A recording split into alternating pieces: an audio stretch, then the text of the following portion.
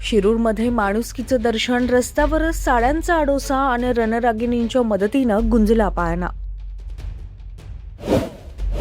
कधी कधी नियती अशा ठिकाणी परीक्षा घेते ना, जिथे विज्ञानापेक्षाही माणुसकीचा ओलावा जास्त कामी येतो. पुण्याच्या शिरूरमधील जोशीवाडीत आज असाच एक काळजाचा ठोका चुकवणारा प्रसंग घडला.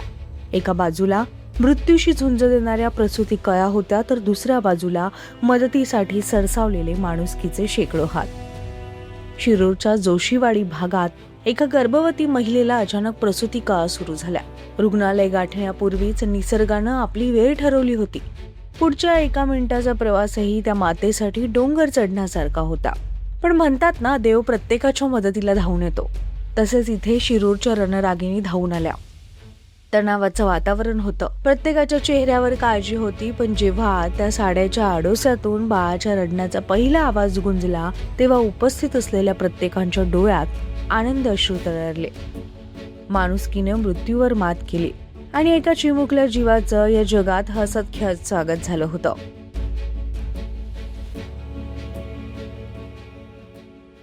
रोजच्या नेहमीप्रमाणे ओपीडीला बसले होते. ओपीडीला सुरुवातच केली होती तेवढ्यात मला पत्रकार बंधू दरेकर साहेब यांचा फोन आला की आपल्या इथे निर्माण प्लाझा इथे एका महिलेची रस्त्यावरती डिलिव्हरी झालेली आहे, मॅडम तुम्ही अर्जंट या. मी आहे तशी पटकन त्या ठिकाणी पोहोचले. अगदी अर्धा ते 1 मिनिट मला लागला असेल माझ्या हॉस्पिटलपासून, ते कारण जवळ आहे.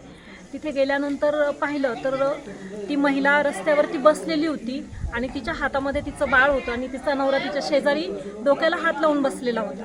ते बाळ हातात घेतलं होतं, पण ते बाळ रडत नव्हतं, श्वास घेत नव्हतं, काहीच करत नव्हतं. तिच्या हृदयाचे ठोके काळजीनं व्याकुळ झालेले होते. मी गेल्यानंतर पटकन तिथल्या जवळच्या महिलांना त्यांचे जे काही गळ्यातले स्टोल असतील किंवा ओढणी असेल ती घेऊन पूर्ण एक गोल सर्कल करून पहिलं तिला कव्हर केलं, कारण ओपनली रस्त्यावर महिलेची प्रसूती झाली नाही पाहिजे. त्यामुळे पहिलं गोल रिंगण करून कव्हर केलं. जवळपासच्या 15-20 महिलांनी मदतीचे हात पुढे आणले. रस्त्याने जाणारे रिक्षावाल्यांनी मदत केली. शेजारी मेडिकलचं दुकान होतं, त्यांनीही मदत केली. लागणारं इमर्जन्सी सामान पटकन आम्हाला दिलं. सुरुवातीला मी बाळाची नाळ कट केली. नाळ कट केल्यानंतरही बाळ जेव्हा रडत नाही, त्यानंतर मात्र सगळ्यांना प्रश्न असा पडला होता आणि सगळ्यांनाच काळजी वाटत होती की आता हे बाळ टिकेल की नाही.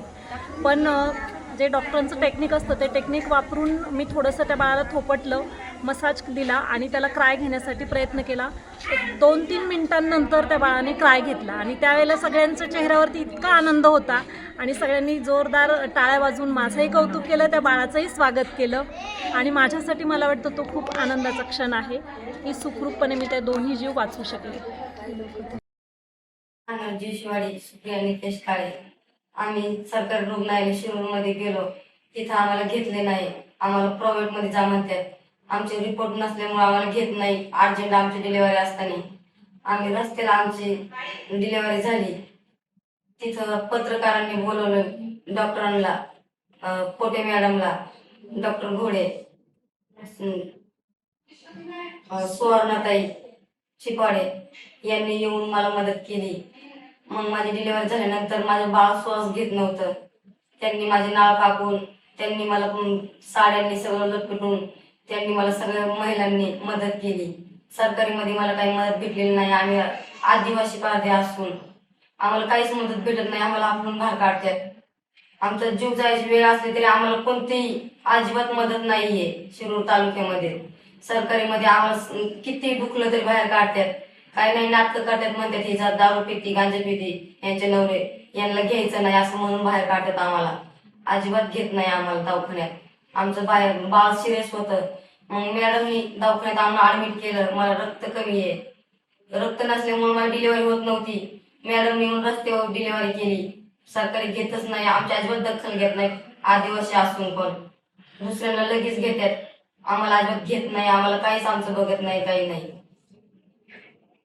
आमची एवढीच नम्र विनंती, आमचं काहीतरी करावं पारधी समाजाचं.